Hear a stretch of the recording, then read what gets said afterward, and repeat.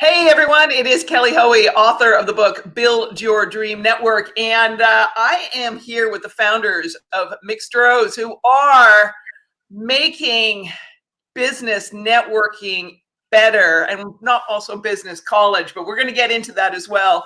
I had a great chance to hear Ashley pitch. Hey Ashley, good morning. Good morning. Meeting Carrie for the first time. Hey Carrie. Hey. So I met Ashley for the first time, thanks to her. We've got to give a shout out to Matt Hunkler and the good folks at Powder Keg for making the introduction. Thank you so much. And as Ashley and Carrie know, I am just a little bit skeptical on platforms that say that they make this crazy thing called networking, which involves human beings, and we're a bit weird, stressed, and unpredictable. Anything that makes people interaction, I'm a little skeptical. But on this, all right, Ashley, Carrie, I don't even want to tell what the platform is, and then let's get into how you came up with the idea. Sure. All right. So we are Mixtroz, and we are a software as a service platform that can be used anywhere that 50 or more people are gathered to increase engagement and collect data live and virtually. So the way our software works is, let's just say the three of us were going to an event today, and Mixtroz would be the vessel to facilitate our lunchtime seating. You know, when we were meeting face to face, that seems like a really long time ago, but let's use that. So we would all come into the event and we would all launch our Mixtroz software. So we're available on Apple, Android, and we also have a web application. So for those people who say, I can't download, okay, well, we got something for you too. So you would launch it, and then it takes the average human somewhere around 2 minutes to get through our Mixtroz process. For people who are in Gen Z, they're about 1 minute and 15 seconds. So it's very, Gen Z, like those, and I can say kids because I'm over 30. So those kids are very fast. So you go through our process, which is setting up a virtual name tag. It's a name, email, selfie. And then you also answer 10 questions inside of Mixtroz. And the questions are what makes Mixtroz special. So those questions are variable. They can be anything. And so what the questions are used for is to, one, collect survey style data for the organizer. And to two, that's the criteria we use to match in real time. So once you as an attendee get done with Mixtroz, you can continue on your journey, you know, whether you're going into sessions or you're going to hear a keynote or whatever it is. And if Mixtroz is going to facilitate lunchtime seating, for example, about 10 minutes before lunch, everybody at the conference will get a push notification to their phone. You re-enter the Mixtroz application and it shows you what table you're sitting at, who you're sitting with, and also why. So then you physically walk yourself to your table. You meet actual humans, not profiles. You meet humans in real time. And once you get there and you're starting to connect, the app gives you customizable icebreakers so you can just start the connectivity process. What we find is humans just need like a jumping off point. Like we just need that. Why are we put together? What do we have to talk about that's like similar that we can vibe on, for lack of a better word? And once you do that, humanity takes over. It's a beautiful thing to see. And generally what happens is you have all these new groups meeting simultaneously. The volume in the room goes up like crazy. Like I've had event organizers say to me, okay, when I was ready to get their attention back, I literally had to jump up and down. And I'm like, bing, that's good.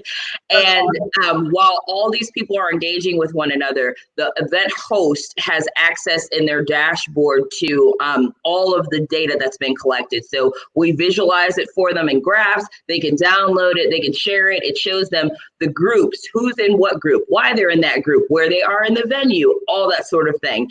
And on the virtual side of this, which is a new feature at Mixtroz, obviously,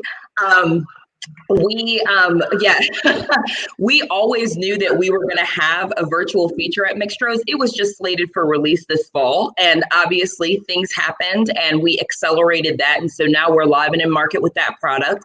And so the only difference between Mixtroz Live and Mixtroz Virtual is that when it's time to meet your group in Mixtroz Virtual, you're put into a virtual meeting space only with those 2 to 9 other people that you have been matched with via our software. Because what we know is you get on a Zoom call and there's 25 people on there, you can't network, you can't build a dream network in 25 people on a Zoom call. It's like the wild, wild west. Everybody's talking over one another. We don't know why we're there, all of that. And so Mixtroz takes care of that for you. So that is what the software does. That's awesome. Well, it's also too, like, I love that because, you know, yeah, there's been on Zoom calls and stuff, and people, the chat function has been so fantastic that people are ignoring what's going on in the main screen. And then, like, I had to go back and re-watch like an hour-long recording to like scroll through just to scroll through all the comments.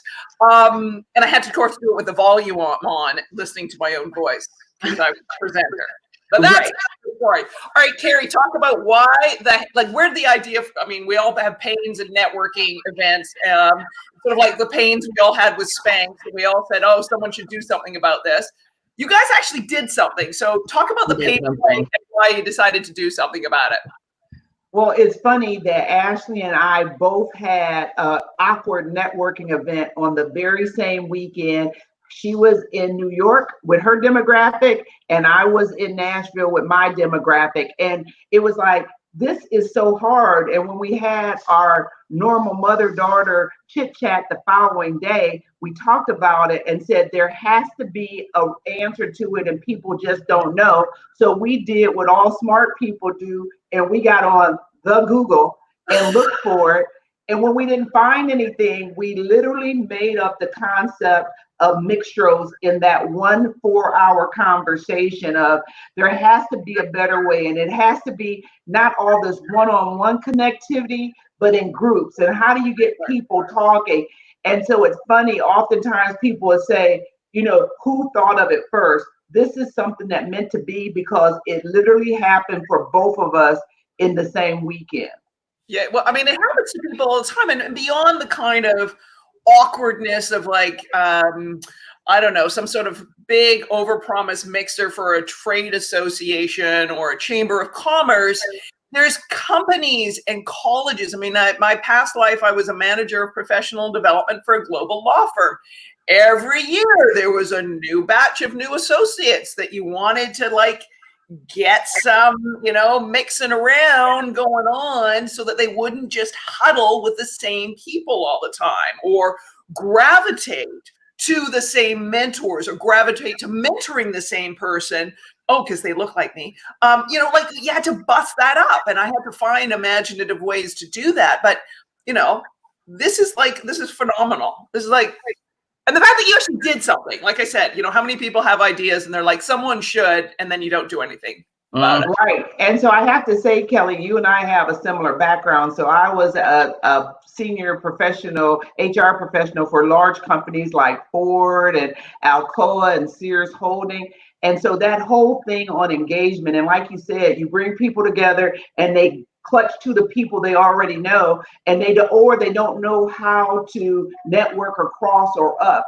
And again, that engagement is a hot thing. And Ashley did a great job of explaining what Mixtroz does specifically for the attendee, but again, for the organizer that we have given the power to by enabling them to ask whatever 10 questions they want to ask. And at the end of the day, nobody should know more of why they're bringing a group of people together than the organizer, either why they're paying to come or why you want them as an internal person to come together. And you have the ability to weight the questions to make the group similar or dissimilar or totally random. And so again, whether you're using it to test training that happened in the morning, now you can ask questions to say, oh, did they get it or not? Because you have up to 5 responses for each question. And it could be something easy like, what is the company hotline? And put down 5 phone numbers and you'll know if that training took place.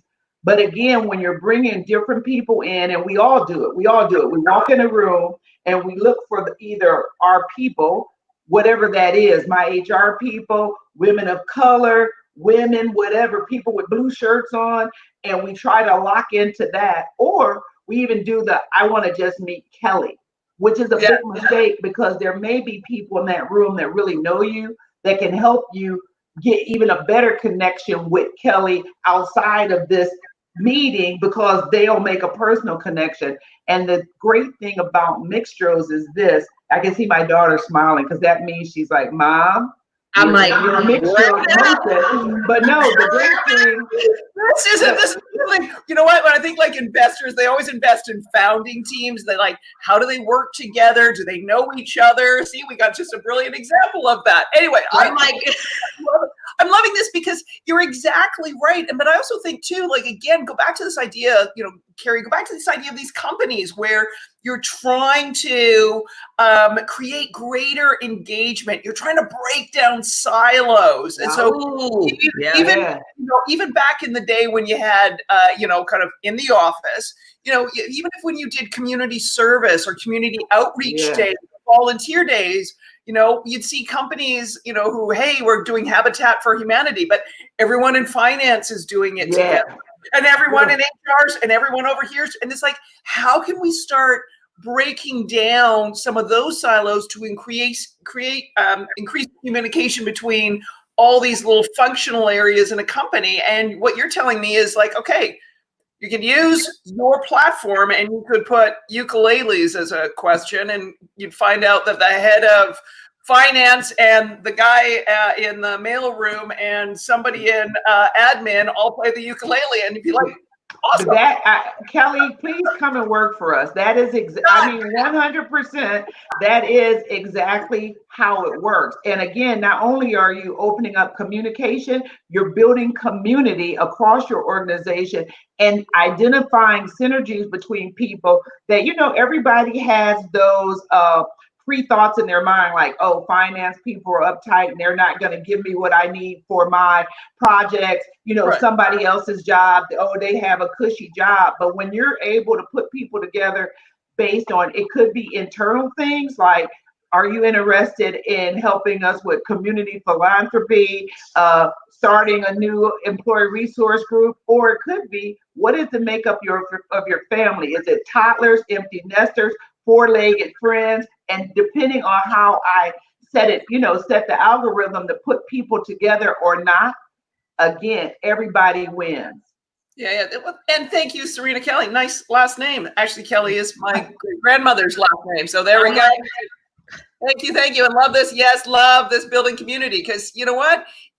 Community is not just the thing that is with our friends or our family or our neighborhood or our passion projects.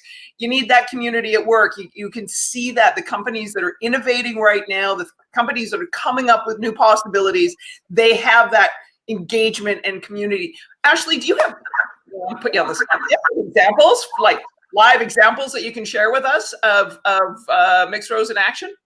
I do. I mean, I have examples galore, y'all. So I would say that one of the spaces that I'm most passionate about is education, higher education. I love Mixtroz there for so many reasons. I mean, my background is in event production. So realistically, I'm like, listen, where 50 or more gather, Mixtroz can help you there. But when I'm thinking about education, the place that we usually start with a college campus, university campus, is in their orientation department, because that is just such a natural place for Mixtroz to layer. The nature of coming to orientation is you're starting the building of your community. What people sometimes don't understand is being on a college campus is important. That's why as people are trying, or people, presidents, that sort of thing of college campuses, universities, they're trying to figure out how to get those students back to campus, because something really special happens when you're on campus. Like, think about yourself. Who were the people that you connected with on campus? A lot of people meet their spouse while they're on campus, and that happens because of the nature of being on a kind of limited space, because the campus community is kind of in itself, but you have this opportunity to keep colliding with new people and bumping into new people and that sort of thing.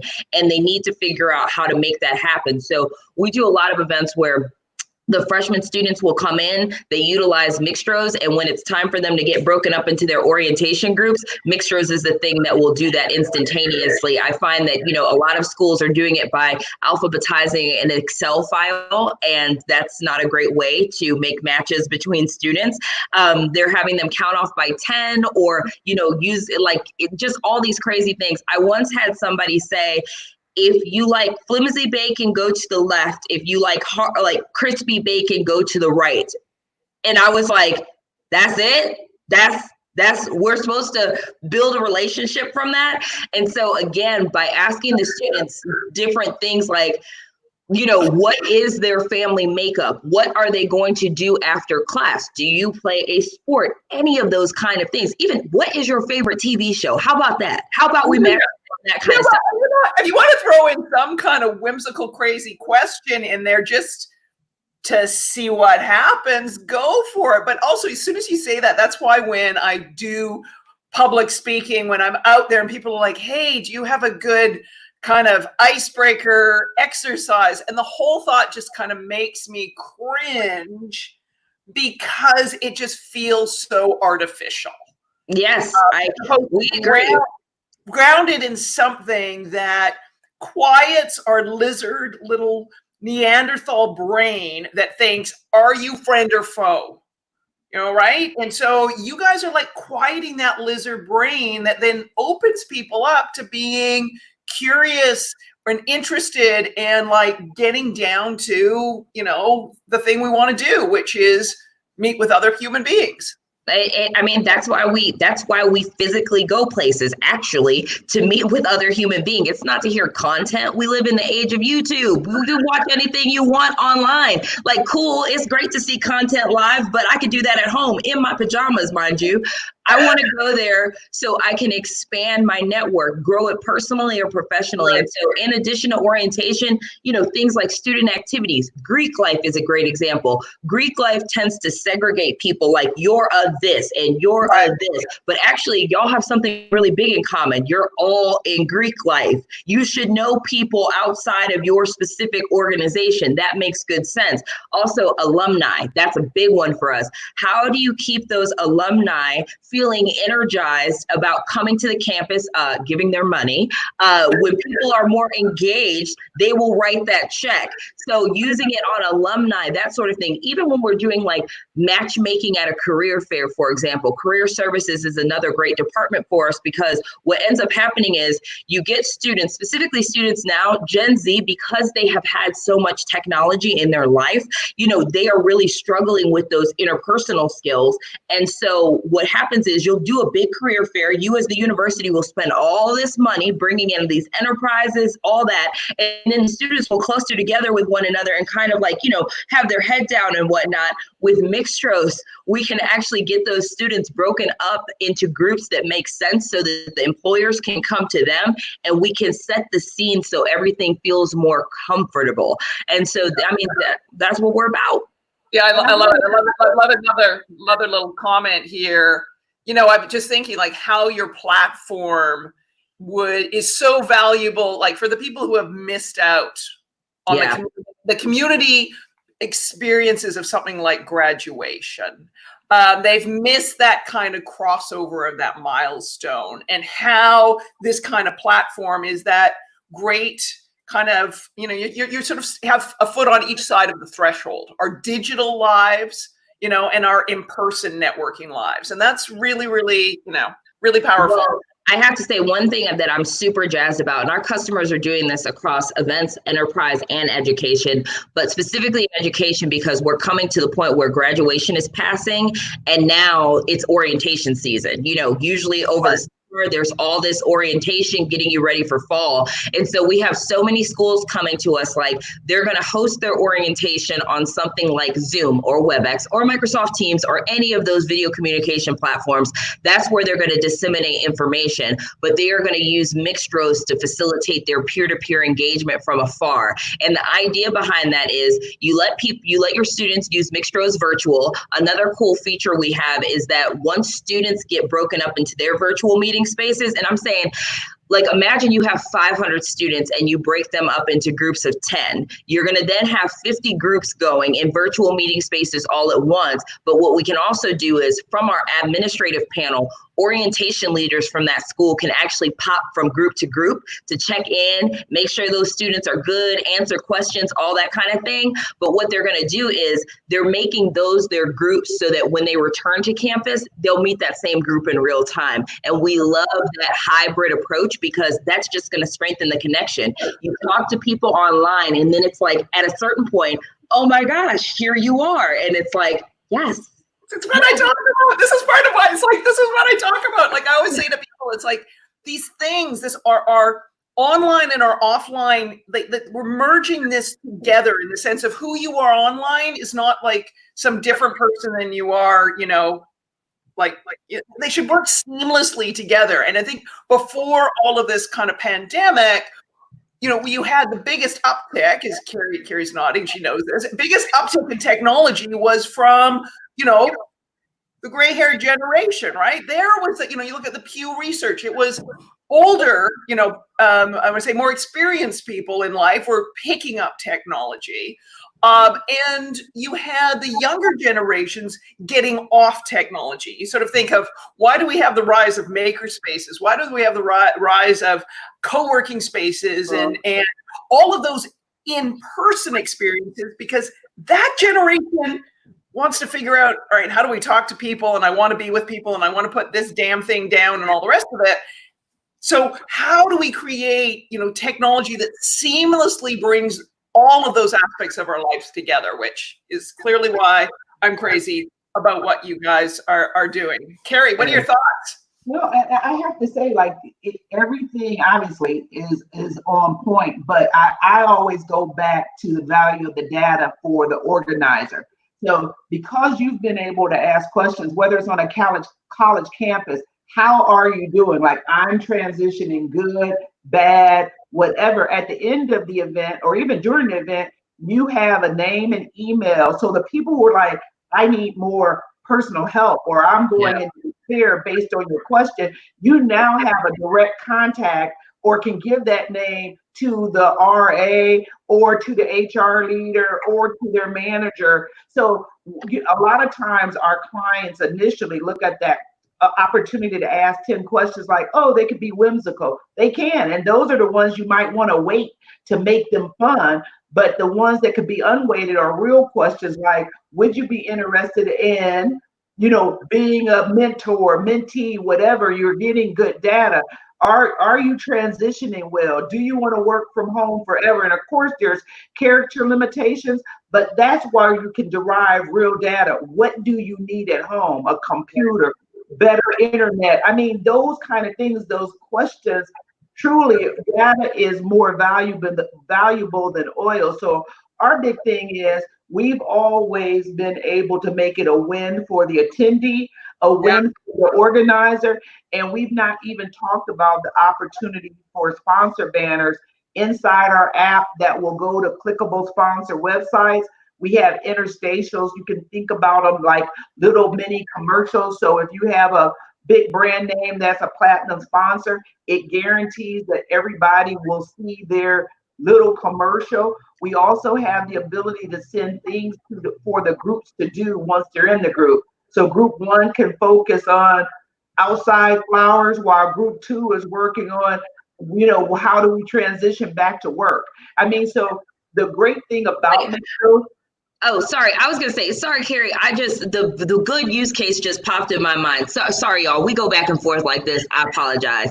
So here is a great use case to illustrate what Carrie is saying about that data, because the data is important. And I just want to say data is more valuable than pre-COVID oil. I just wanted to make that distinction because oil. Maybe it's 1972 OPEC crisis. Wait, this is me. I was like, that oil. Okay, all right. So we have done, so one of our customers is NASA. And so NASA has used us at supplier diversity fairs, right? So all of their entrepreneurs are coming to hear content about how do you work with NASA? How do you do that process? How do you become a subcontractor? So all these entrepreneurs come into the event. And again, they were using that lunchtime seating. People love using Mixtroz for seating, and I get it. Usually you sit with people that you came to the event with because that's normal. Like you just want to cling to that person. But also too, as an event planner, Ashley, not having to do the seating charts. Yeah. Oh my God, I wouldn't have this gray hair. So much gray hair. Listen, I'm like this. I'm like, save time. So all the attendees come in, they complete Mixtroz over the course of the morning. Like literally, because Mixtroz only takes about 2 minutes, your people can complete it at any point during the session up until it's time to mix. So at any point they can launch it, take the 2 minutes, and be on their way. So we can monitor it. And yes, and the event host can monitor the user adoption. So once it's time for lunch, all those entrepreneurs, business owners, they got seated. And so in real time, what NASA learned was only, I think, and I'm pulling numbers like from my head, but I believe it was something like 78% of businesses that were present had no business certification, meaning they weren't, certified veteran owned, minority owned, women owned, etc. And so that information was used to inform future programming, because it is great for a government entity to work with businesses that have certification. We're women-owned certified, by the way. And like what I was thinking before, when Carrie was talking, was like, this data also as an organizer. This gives you data to pivot and like test your assumptions. Maybe you have been planning the programming and, someone has told you, no, this is the way we do it every year. Yes. Structured this way. And you can just like slip in your little question, or you can test those assumptions so you can go back and say, no, jackass, we need to change this. But this doesn't work anymore. But I mean, literally. So NASA found that out, but then at the same time, NASA actually didn't pay for that mix. Their sponsor, Regents Bank, did. And the reason that Regents paid is because they wanted to power the connectivity, because that sounds very nice and positive. Yeah. I love that. But then of course, they were present inside of the app tastefully, not like all up in your face like this, but just tastefully there. But then the other thing is Regents asked a question in that set of 10 questions, and it was simple. It was, I currently bank with, and it was like, Regents, PNC, Wells Fargo, somebody else is somebody else. And they found out that only 30% of the businesses present actually banked with Regents. That means the other 70% become leads. So again, being able to return to your sponsor data for their dollar, that is much more valuable than throwing their logo up on a wall. Like I was like a go-go queen in my event production days. Like, oh yeah, throw that up there. Woo! But like, this is like real and tangible that ties to their business strategy, just not hope and a prayer. One of the things I was thinking of as you were talking, and I, kind of resurrecting some little thoughts I had from the first time seeing the platform was, some of these big conferences where a big piece of it is recruiting. And I'm thinking particularly the Grace Hopper celebration, which I've had the great privilege to speak at and attend and all the rest of it. We applied to speak. Hello, Grace Hopper. So, yes, but also too, you think about it, all right, if this whether it's in person or whether it goes virtual, or whether some of those big companies, because I don't know, have you guys attended Grace Hopper? Like oh my God, the Orlando Convention Center, walking in, 20,000 women in tech, and you go into the I want to say the career fair area, and it's just like an airport hangar, like just so many companies and just barrage of stuff.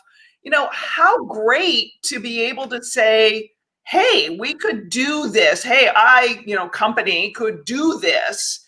I can segment interested applicants into groups based on whether they want to be data scientists, or they want to be back-end developers, or they want to be software developers, or they want to do, Carrie, you had a thought. Your HR hat went back on, I know it. Decided that, and truly you did it. And at a conference that large, if I was a company and it has worked before, you created a communication cafe. And so I always use this example. Think about the time if you had children or just going to the zoo yourself, the bird show was at 2:15 and you knew you had to get back to the pavilion at 2:15, 3:15, whatever. We recommend having a static location when you're into that 3,000, 4,000, 5,000 number, because Mixtroz can handle the data and the people. The problem is there's not a lot of facilities that can allow for 20,000 people to move around trying to make groups in a live setting at one time. Right. If you did a pop-up and every 15 minutes and limited it to 100 the first 150, 250, 300 people, people will stand in that line like at Publix trying to get. No, girl, Disney. You remember standing in the line at Disney? Tops are hot at Publix right now. So people will stand in that line because once they see people making real connectivity, now they're willing to do it. And whoever is the sponsoring company, you might want to ask 7 freestyle, nice, airy questions, but 3 could be exactly what you're saying. Are you in HR, IT, whatever? How long? If so, how long have you been in? Are you looking for a new job? Yes or no? Do you know the value of that data to any company? Oh yeah, or I'm thinking some of these companies that have relied on these big, massive events for recruiting funnel, right? Mm-hmm. You could start, I love that pop-up. You could host your own little pop-up related events and wait a question in there or wait questions in there to filter off into separate groups where you had, that person from your team who is, the data scientist to talk to a group of students in a group about what their job is. Kelly, wait. Got it. Kelly, you are literally, so wait, 2 things I got. So Kelly's, first of all, this is so refreshing. I mean, like when you're speaking to an expert on networking and we're like, yes, that's what we've been saying. So 1, that use case that you described has certainly been done. One of my best examples of that is we had a big university medical center recruiting nurses. And they had a big old nurse recruiting event.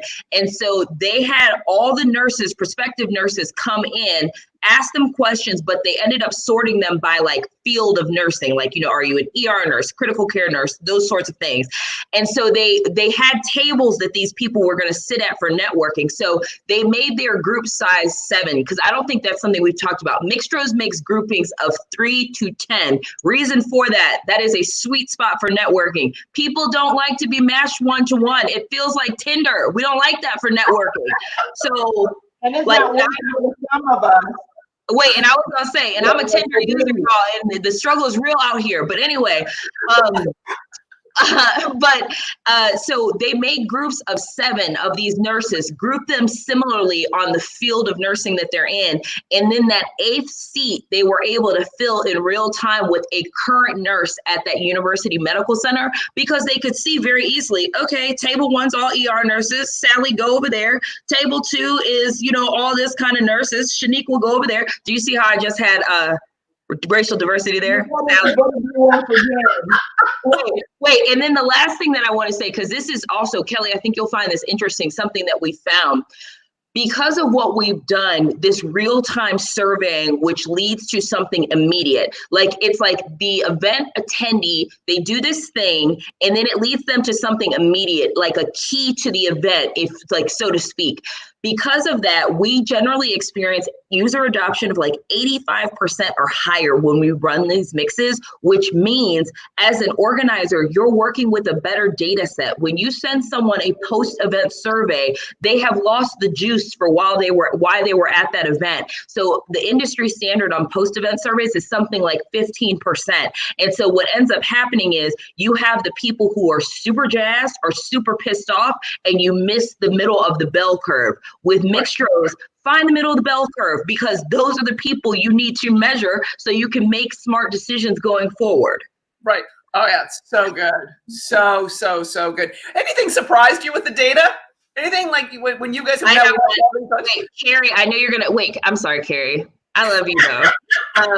So wait, I have a good one. And you know what though? I do a lot of our demos. Carrie, you gotta come back with a better one. So you just right. I do a lot of our demos. So bless Carrie, because the first several years of our business, she was really in the weeds, because I still had a full-time job, and like she was really in the weeds. What I will say is she has, as CEO of Mixtroz, phased herself out of the day-to-day with the software. And so I'm now in the weeds. But anyway, something that I love, it's actually in the university market. We ask this question. This is a personality question. We have a question library. So when our customers are onboarded, they can do their own set of 10 questions. They can pick 10 questions from our library, or they can do a hybrid of the 2. We basically took all the best questions from our customers from Deloitte to Georgia Tech, and we put them in a library so you have access to that. So one of the questions in that library is a personality question, and it's so simple, but it's in a band I'd be.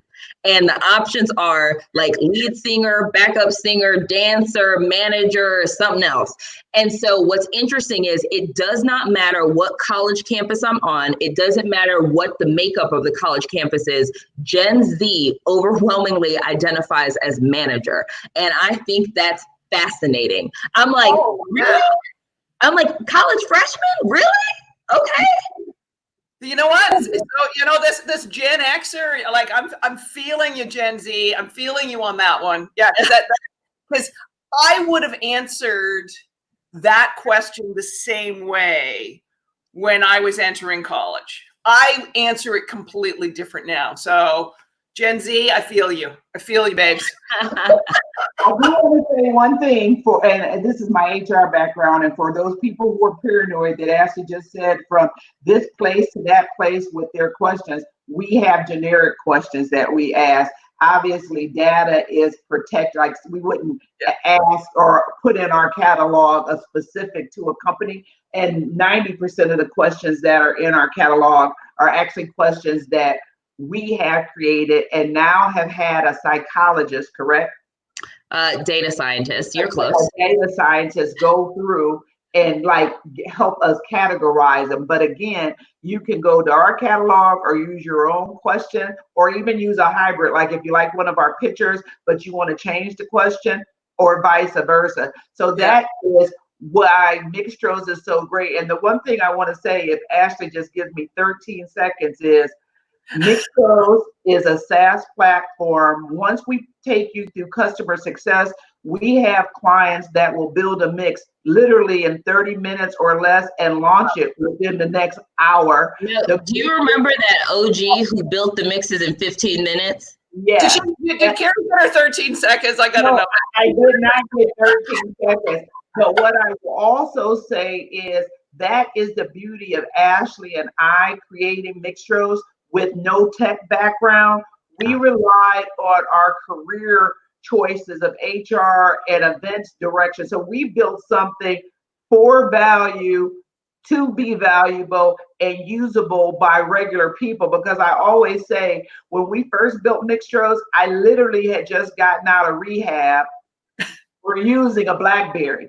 And so I was all about that little rolling thing. And I had them fix my BlackBerry like 37 times. And they were like, ma'am, it's not happening.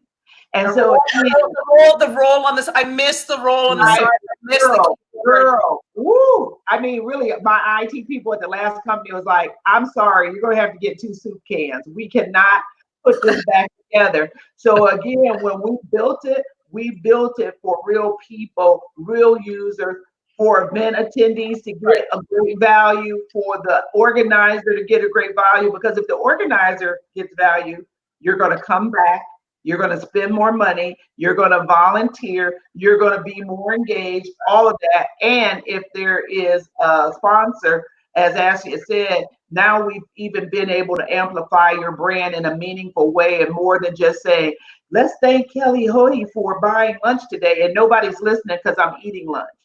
Right, or you got your face in your phone and you're ignoring everything anyway because you're exactly next thing you have to do. But you're also hitting on this, and because you guys have come at this with that networking, network building, generous mindset. How does this benefit?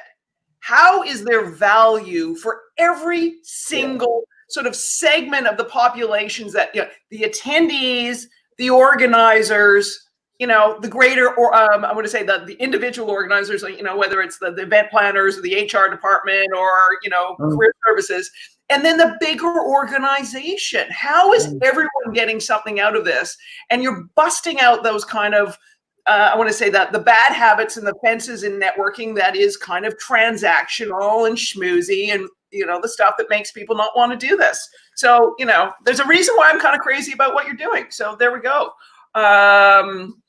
There we go. Oh, well, there we go. And thank you, Janicky Allen. Yes, when Janicky and I'll be talking more about that. That's dear friend in London, England. Thank you, Janicky. Oh, well, hello. Wait, top of the morning. Exactly. Top of the morning. Exactly. So yeah, there we go. My extended family in London checking in, making sure I'm good. Love you guys for that. So this is amazing. We have so much more to talk about. So, I like to put people on the spot since this is live streaming. You guys will come back and talk to me more about networking, won't you? Oh, 100%. You are like a breath of fresh air. Oh like, my gosh. I'm so psyched up the rest of today until somebody gets me mad. You know what? I'll send you a hardcover edition of my book and you can swat her with it when she makes you mad. Right. Oh, wait, I need to really quickly, I need to tell everyone why you are so 100. And by 100, I mean genuine. So obviously, the people tuning into this, Kelly, I think you get her personality. I think you understand that she'll say what she needs to say when she needs to say it. Like, we're not mincing words here. And the reason why Kelly is amazing is because Kelly and I bumped into each other at a virtual pitch competition, and I was the only female, and I was also the only person of color pitching. But aside from that, we get through this pitch and they were running short on time, and they were like, Ashley, great pitch, but we need to skip your questions so we can, finish this within the hour. And Kelly came off mute out of nowhere, and she was like, nope, that's not what we'll be doing today. We're actually going to hear her questions, and then we'll proceed from there. Thank y'all so much. And it was the most, something about it. I was like, man, this woman just woke my soul. So that is how Kelly and I connected. And so I want everybody who is watching this to know that this woman that you see, if you think she's like a personality or whatever, she's not. This is actually who she is behind the scenes all the time. She's hustling for us all. So I just wanted to share that with y'all. I love it. That's great. Love you guys. Love you, love you, love you, love you, what you're doing. Love what you're building. Love being here and being part of your networking community now. And thanks for chatting away with me this morning. I'm looking forward to the next one. Indeed. Thank you. I am looking forward to it. And, virtual is here. Everything we said the live version does, virtual Mixtroz does that and more, actually. Oh yeah. You know what? Ashley, tell everyone where there's in the show notes, but if someone's still watching this, where can they find your website? Yes, everybody, we are Mixtroz.com. That's Mixtroz.com. And we're at Mixtroz on all the social media. So please come find us, come talk to us, come chat with the chat bot, all that good stuff. We'd love to hear from you. Awesome. Thank you. Thank you. Have an awesome day.